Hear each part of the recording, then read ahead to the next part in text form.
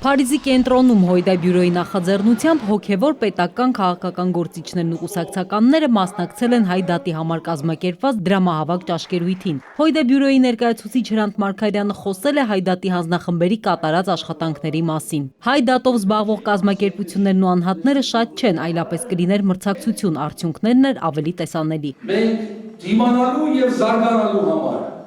հայ դատին պետք ունենք։ Դա մեր էության պայքարն է։ Դա մեր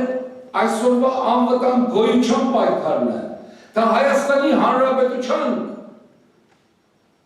զարգացման, անվտանգ զարգացման նախապայմանն է։ Հայ դատի հանձնախումբն աշխատում է ամեն օր։ Ֆրանսիայի նորանշանակ ներքին գործերի նախարարն Ադրբեջանի սև ցուցակում է։ Հոյդա հայ դատի նախաձեռնությամբ այցելել է Արցախ։ Դրամահավաքը պետք է օգնի ներգրավել ավելի շատ ֆինանսական միջոցներ, ավելի շատ քաղաքական գործիչների Արցախ հրավիրելու համար։ Մենք ունենք լավ հասկացություն,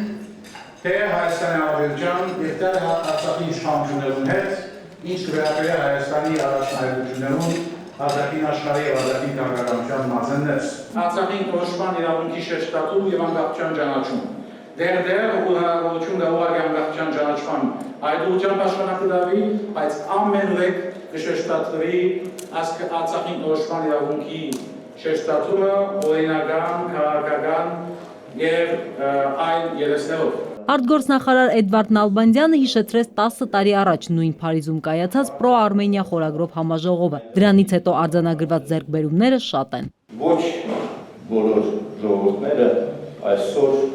ունեն իրենց անունով դատ։ Եվ կարծում եմ մեր ժողովուրդը եւ նաեւ